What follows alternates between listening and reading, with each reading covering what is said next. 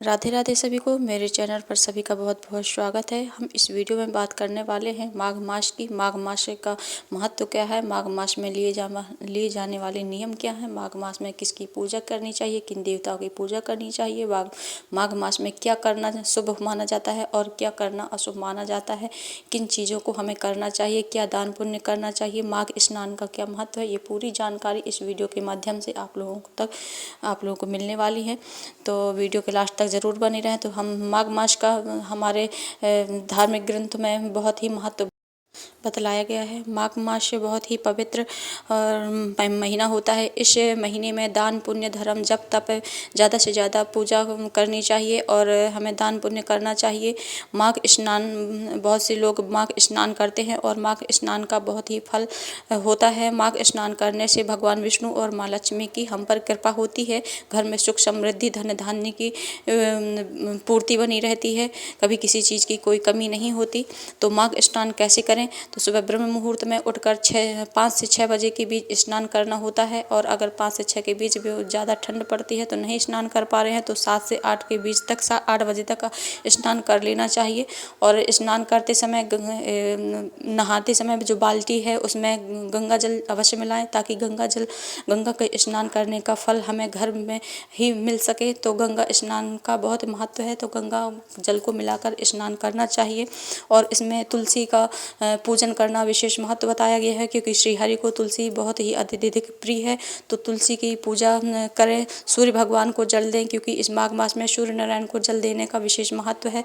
सूर्य भगवान को जल दें, सूर्य को अर्घ्य देना बहुत ही महत्वपूर्ण बताया गया है। और इसमें फिर श्रीहरि की, लक्ष्मी नारायण की पूजा करनी चाहिए। श्रीहरि विष्णु भगवान की पूजा, क्योंकि यह पवित्र महीना श्रीहरि के लिए ही समर्पित है। और श्रीहरि की, विष्णु भगवान की ही इसमें विशेष रूप से पूजा अर्चना होती है।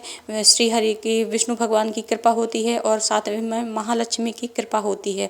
घर में धन धान्य की बढ़ोतरी होती रहती है। तो इसमें लक्ष्मी नारायण की पूजा का विशेष महत्व है। बाल गोपाल, श्री कृष्ण, राधा कृष्ण या फिर शालिग्राम की पूजा भी आप कर सकते हैं। हो सके तो तुलसी के पास ही अपने शालिग्राम को या फिर लक्ष्मी नारायण को बैठा कर के तुलसी के वृक्ष के पास ही पूजा करनी चाहिए। इस माह में लहसुन प्याज जैसी तामसी चीज़ों का भोजन करना वर्जित माना जाता है, तो इन सब चीज़ों को खाना नहीं चाहिए। गंगा चालीसा, गंगा स्तोत्र और विष्णु भगवान के स्तोत्र या फिर कृष्ण जी की विष्णु चालीसा या फिर तुलसी चालीसा या फिर विष्णु सहस्त्रनाम का पाठ इसमें करना अवश्य करना चाहिए। और इस माह में दान का विशेष महत्व बताया जाता है, तो दान अवश्य करना चाहिए। ज़रूरतमंदों को दान करना चाहिए, जैसे कि आप अन्न दान कर सकते हैं। अन्न दान में है आप कोई भी अन्य खाने की चीज़ें दान करें। खिचड़ी का दान करना और तिल गुड़ के लड्डुओं का दान करना, तिल दान करना, गुड़ दान करना, इसमें वस्त्र दान करना। और जैसे कि सर्दियाँ चल रही हैं तो गर्म वस्त्र, कंबल इत्यादि का दान करना विशेष महत्व बताया गया है। और ज़रूरतमंद के लिए भोजन करवाना। और अगर तीर्थ स्थान में जाते हैं तो वहाँ पे भी दान अवश्य करना चाहिए, क्योंकि इस माह में किया गया दान हमें दुगने फल की प्राप्ति होती है दान करने से, और हमारी समस्त पापों का नाश होता है और घर में सुख शांति समृद्धि का वास होता है। तो अगर आपको यह जानकारी अच्छी लगी है तो राधे राधे अवश्य लिखें। और अगर आप मेरे चैनल पर नए हैं तो प्लीज़ सब्सक्राइब ज़रूर करें। हरे कृष्णा, राधे राधे।